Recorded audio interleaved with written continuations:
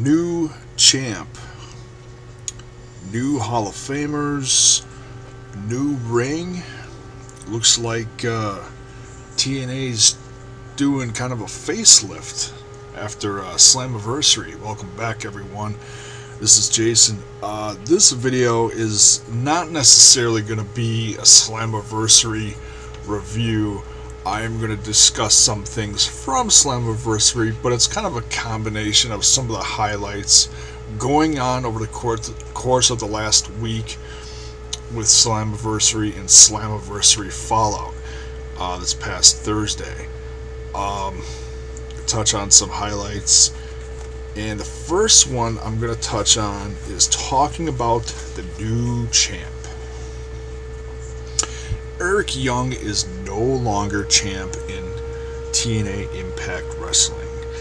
Bobby Lashley is your new world champion. And I'm pretty excited about this because it's great that he's champ. You know, this company has been struggling more and more lately. Bringing in new faces, getting rid of the older talent, the veterans, and they brought back Lashley a few months ago. As soon as I saw him debut, and I can't remember what pay-per-view it was that he debuted in, so I apologize for that, but it was a few months ago. When he came back, I knew that somewhere down the road they were going to make him champ. It's, he's a good-looking guy. He's a great wrestler. He's talented. He's not terrific on the mic from what I remember from like his WWE days. I can't say earlier from TNA because he basically didn't do a whole lot when he was in TNA several years ago. He showed up, I think he had a couple matches, and then he was done because he was in the midst of trying to start a whole MMA career too. So, we're going to see him a lot more now, which is good. I don't know if he can necessarily carry the company, but I think he's going to do a lot better job than Eric Young. And now, this part you're probably not going to like to hear if you're an Eric Young fan. Okay. Eric Young is talented. Okay? Good wrestler. I'll give him that. He's gone out there and busted his ass while he's been champ. Okay? He's proven that. Okay? So I'm not hating on him for that. I'm hating on TNA for the... Well, no, I shouldn't say hating. When TNA made Eric Young champ, we all know, wrestling fans around the world know why they made him champ. It was because of Daniel Bryan. Okay? We all know that. Now,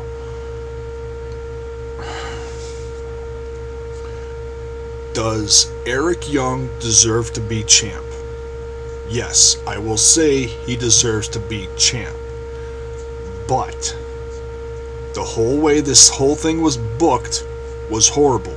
The fact that you got one guy in a company that looks like this and is now champion. Then you got the number 2 company and it's like, oh, well, we've got this guy. We can make him champ and it'll be just as good. No, you can't just do that. You can't. It doesn't work, and it's proven, I think, that it hasn't, because the numbers are there, period. I think if it was booked differently, give him time to really gain a momentum over the course of a half a year to a year, similar to what Daniel Bryan did over the course of the last I don't know how many years. Give it time. Have him really bust his rear end and take out the roster, make him earn it, and then prove to the fans, okay, he's beaten everyone, give him the shot. If they would have done it like that, it would have worked out so much better. It would have looked better. Ratings would have been better. You would have had a guy who could carry the company and that the fans would have been behind. Period. But how it all happened was a big mess. It was, oh, we're going to have this battle royal, and oh, Eric Young won. Oh, now he wants his championship shot tonight, and oh, now he's champ. It was all done in one night. You can't do that and expect a guy like Eric Young to go over as much as Daniel Bryan. Okay? You just can't. That's not to say somewhere down the road that Eric Young can't be champ again. Okay? He is a good wrestler. He did prove that. Okay? I'll admit that. But how they did it was a big hot mess. Okay? So now they have a champ who I think can carry the company for a while. He's with MVP. I think MVP is doing a damn good job, along with Kenny King. I've heard some bad racist comments comparing this group of three to another group in the WWE. And I'm not gonna go there. I'm just saying I heard some bad racist comments. Can you compare them? No, I don't really think you can. WWE's evolution was, three vets in the business. TNA's group of MVP, Kenny King, and Bobby Lashley is different. Okay, yeah, there's three players and three players, but I think it's too different. Okay, they're doing it well though. I think the group is doing well. It sucks that MVP is injured now, so obviously he can only do so much. As in, he couldn't go for the championship. But I think the what they did to make up for that in Slammiversary, the results of that, much better. Honestly, much better pay-per-view results, makes for happier fans. You agree? So Bobby Lashley as champ, I think it's good for business. Period. Hashtag good for business. We'll see where it goes. They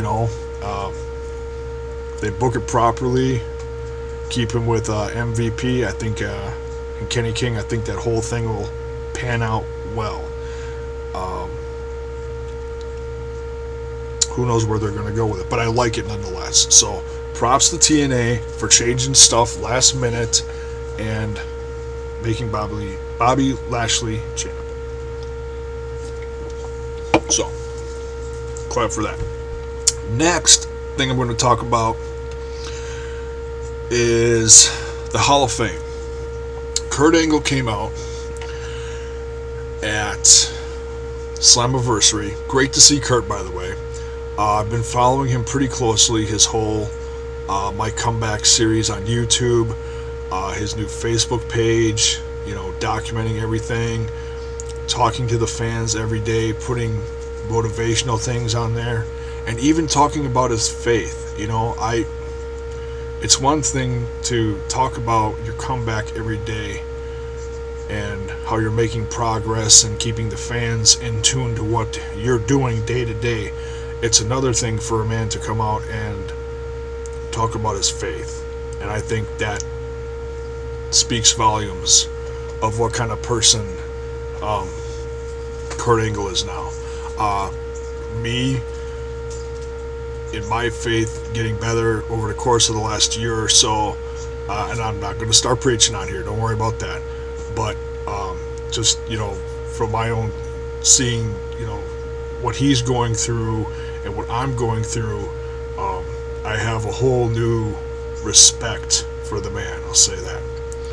So, yeah, great to see him come out. Obviously, nowhere near close to ready to wrestle, but making an appearance, and from what it looks like, he's going to be making more appearances in the future. To what degree, I don't know, but nonetheless, it's great to see Kurt back. Came out announcing the new Hall of Fame for this year. Inductee, excuse me. And this was a surprise. I really, as excited as I was to see, this is one of the things I was really looking forward to, just to see who they were going to induct. Someone prominent, someone who's been around for a while, obviously, but really did not have a clue who they were going to, talk about. The first one off the, I know this is going to sound goofy, but the first one off the top of my head, thinking about guys that have carried the company or, have done well, veterans that have been around for a long time, my first thought was, hey, are they going to bring back Christian as part of that old deal that they did with the WWE, was it a year or two ago, for the Hall of Fame? Something like that. Oh, the trade for Ric Flair. That's what it was. Are they going to bring back Christian for that? I thought that would have been funny. Cool, but funny. But no, it wasn't. I was way off. Team 3D, the Dudley Boys, going in the TNA Impact Hall of Fame this year. That's pretty cool. You've got an incredible tag team that can, I'm going to make a couple points in talking about this. This is one of them, that can still perform. Okay? Can still perform. Think about that. How many guys in the Hall of Fame of WWE can go out and still perform? Well, I'm not saying put on a pair of trunks and go out to the ring and wave to the crowd and do a couple headbutts. I'm talking about perform well. Not many, if any. Maybe Shawn Michaels.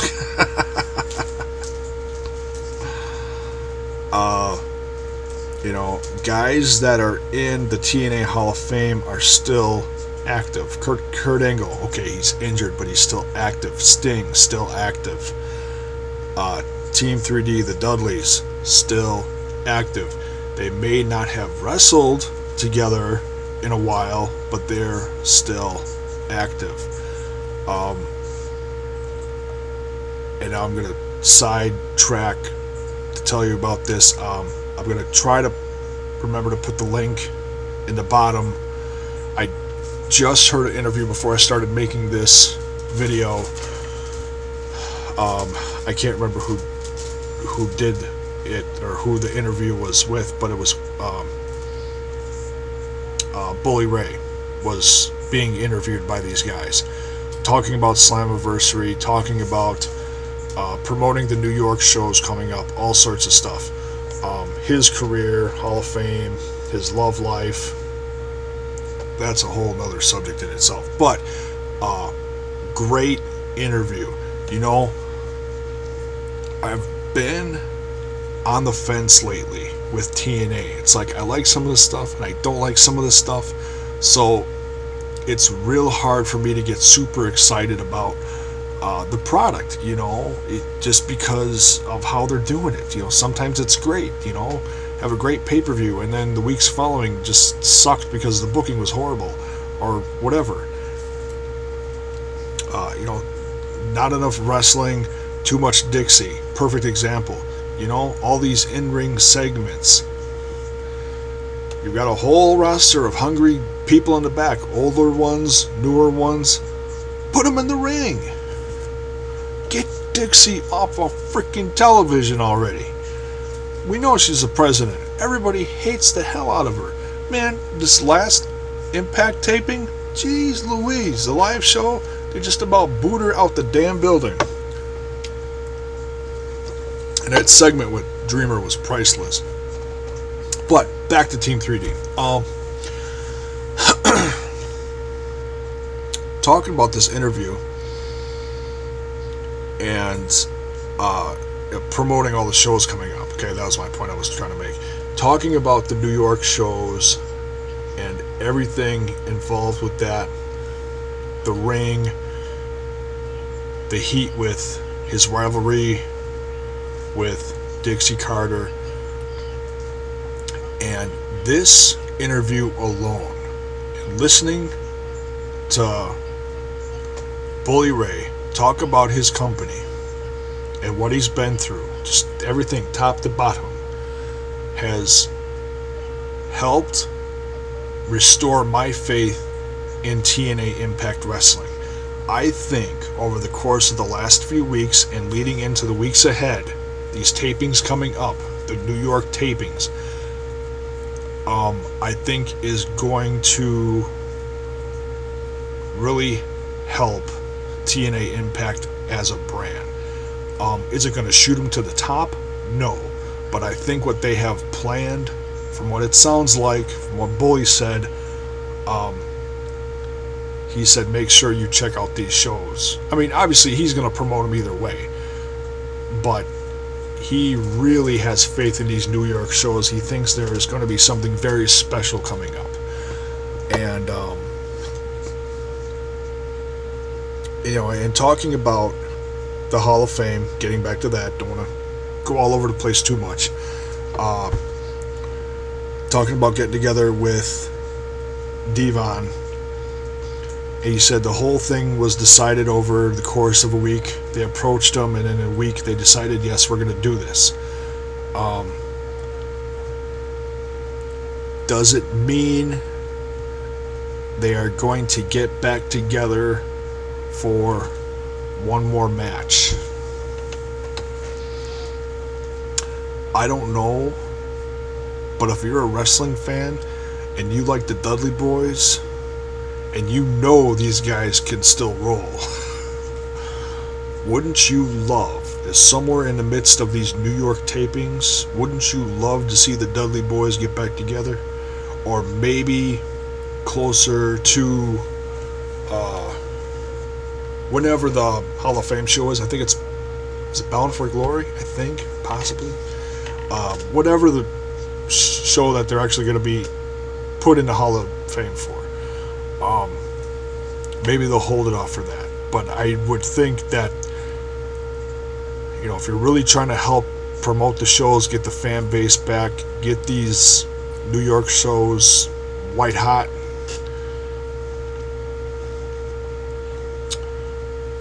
put the Dudley Boys back together for that show. And he promised also in this interview to go along with this to help promote the tag team and the whole rivalry with Dixie Carter. He said and promised somewhere over the course of these tapings at the New York shows, he is going to put Dixie Carter through a table or he will quit. So that's a hell of a promise right there to fans. Is she really going to go through a table? Is that going to be the be-all, end-all of this rivalry between hardcore legend like, Bully Ray and all this stuff with Tommy Dreamer in the House of Hardcore? It could be the pinnacle climax of this rivalry, is putting her through a table.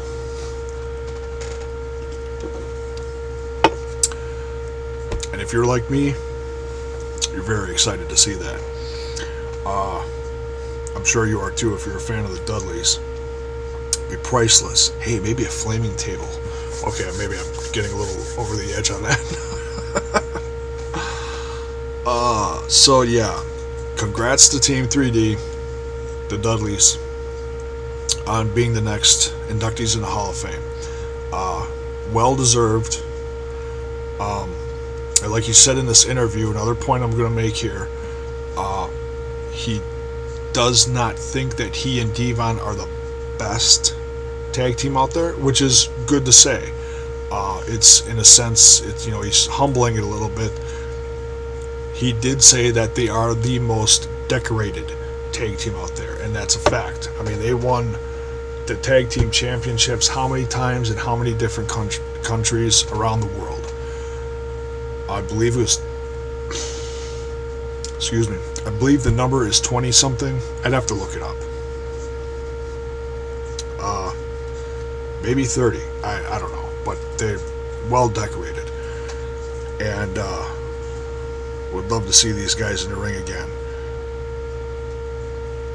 And speaking of tag teams, he also talked about in this interview, and it's also been all over TNA news, that Jeff Hardy is going to be reunited with Matt Hardy at the New York tapings, and I think that is incredible. If you've been following Matt Hardy over the last few years, you know he's had his highs and he's had his lows. He's done well over the years, solo and as a tag team with Jeff. The lowest he was I think around the time that he was in TNA. It seemed like, oh, he's back on television, he's doing really good, and he debuted a new look and his dreadlocks and everything. Yeah, that was great, but he was messed up at the same time. He really was. And, several months later, then he ended up out of a job. And since then, and I give credit to his, fiance at the time, now wife, Rebby Sky, for standing by him through all this. Both brothers are, as far as I know, sober and doing very well. I hear the trolls all over the internet on ringsidenews.com saying, oh, yeah, here comes Jeff, he's high again. Or oh, yeah, there's Matt Hardy, he's still high. These guys would not be on television every week, whether you see Jeff in TNA or you see Matt in Ring of Honor. These guys would not be on television if they were high, okay? They're sober now, They're doing well on television, whether it be heel or the Willow thing or whatever. They're doing well again, and to see them tagging again for these special shows coming up, I think is incredible. Put the Hardy Boys against a team like the Wolves. Oh, man. There's your headliner right there for one of the New York shows. Book it. Hashtag book it. Hardys against the Wolves right there. Awesome. How about the Hardys against Team 3D, if Team 3D gets back together? Now there's a classic for you, okay? That rivalry goes back to TLC. Remember that one? That's some classic stuff right there. Talk about extreme, but we'll see what they come up with. But nonetheless, it's great to see the Hardys back together. If it means that TNA is going to bring him in for just a couple shows, or possibly get him back in the company for good, who knows? I know he's still doing a lot of stuff with Ring of Honor, but for how long, I have no idea how long his contract, or what his contract even, and what all the details are. So we'll see, but nonetheless, great to see those guys back together.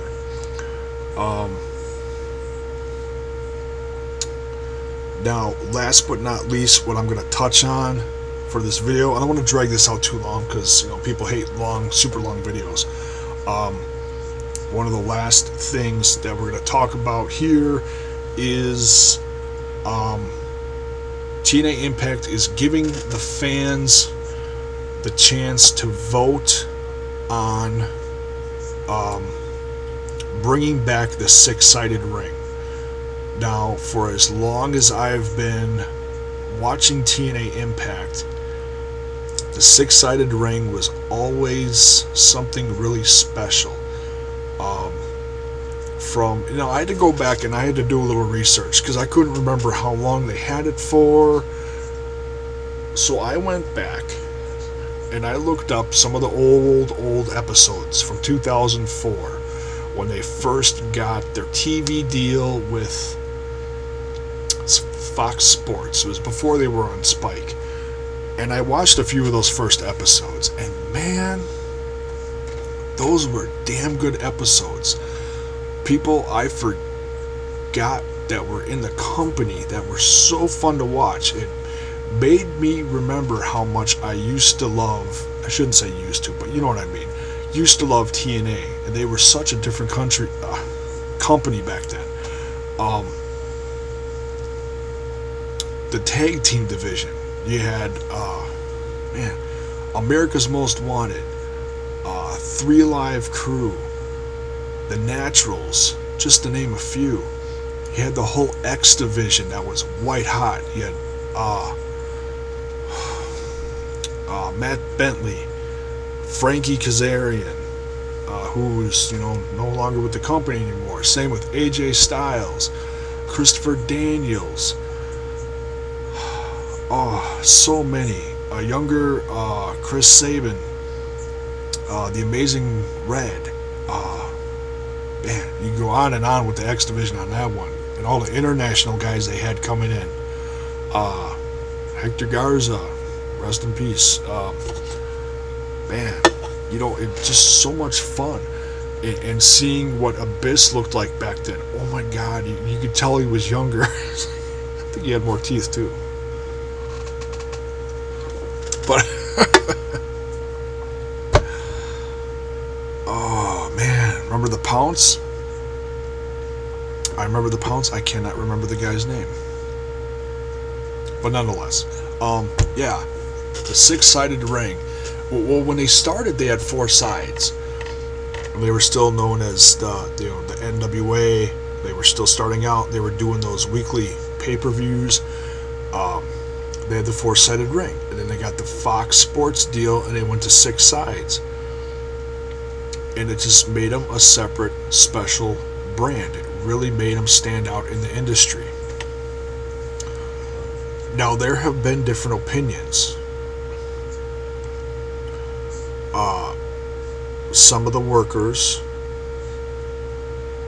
have complained about putting this voting in the hands of the fans, saying it shouldn't be up to the fans. Well, I can see both sides of this argument,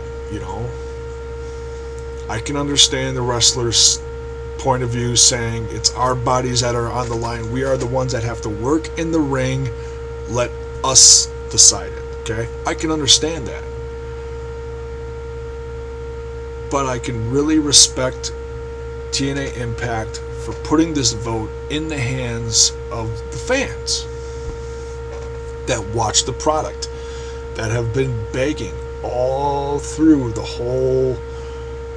It was considered kind of a dark time when Hogan was around, because I think they expected a lot better things, and it just turned the company on its side and just didn't do as well as they thought they were going to. And they got rid of the six sides, and I think they lost. I think they gained some fans, but I think they lost a lot of fans too, because that six sides was really unique.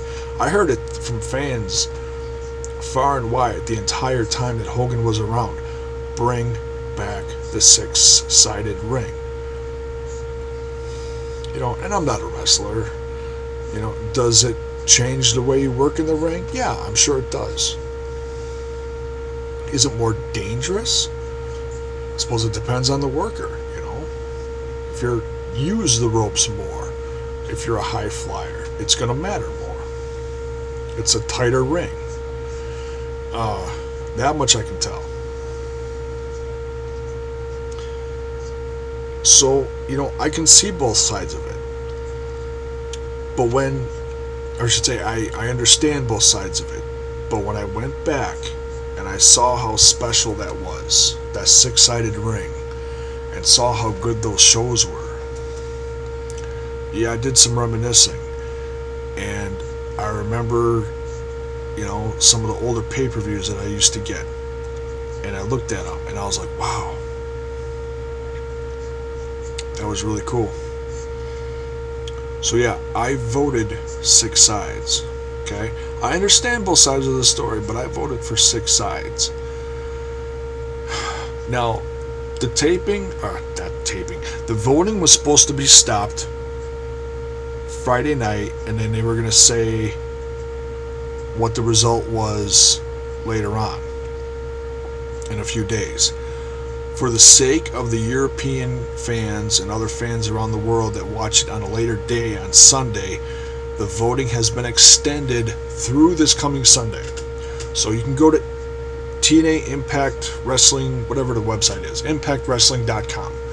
Go vote for 4 sides or 6 sides, and make your vote, heard. I voted for 6, and don't hate me for that. It's, I voted. You want 4 sides, go vote 4 sides. Don't hate me because of what I voted, though. I think that would be really cool. So whatever they decide, and the result is going to come out on Monday night, 7 p.m. Don't know what time zone, but nonetheless, 7 p.m. Monday night, they're going to give the results for it. And whatever voting wins for 4 sides or 6 sides, that ring is going to be brought to the New York shows and will be used from there on out, as far as I know. A little spoiler on that, I believe it was Dixie Carter that tweeted a day or so after this news broke, said that the 6 sides is killing the 4 sides. So if that's any clue to what we're going to see at the New York shows, I think we're going to see something really special and kind of nostalgic going forward. It could really help this company. I think it really could. So, you got a new champ, like I said, Bobby Lashley. Can help put this company in a new place, I think. You've got old tag teams, possibly, getting back and fighting new blood. We know the Hardys are coming back. Are we going to see Team 3D? Do you want to see Team 3D come back around the Hall of Fame or earlier and help put Dixie through a table? And then, we're going to find out in a few short days what ring we're going to have. So, yeah, going forward, I think TNA Impact has restored my faith in their company. I'm going to watch them more. I don't know if I'm going to talk about them more on here, but I'm certainly going to watch more. And we'll see if it helps their company. I hope it does. Like I've said, I don't always agree with everything that they do. I want to see them succeed. I want to see them do well because I love wrestling. I watch it all. I watch WWE, I watch TNA, I watch Ring of Honor, and I even catch some of the odd stuff on YouTube when I have the chance. Just some of the Japanese shows go on there. Watching Prince Devitt and those guys.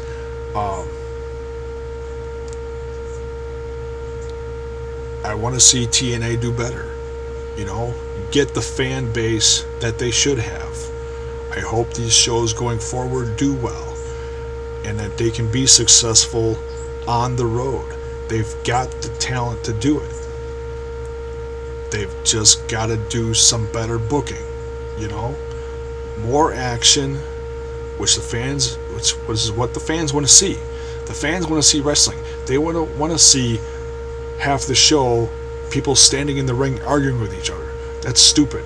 Have some backstage, a few moments here, a few moments there.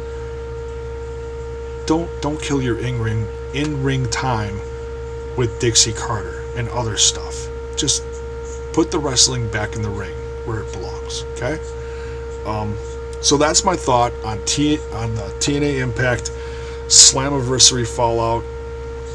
Some stuff from the pay-per-view and stuff coming in the near future. Thanks for watching, guys. Have a good one.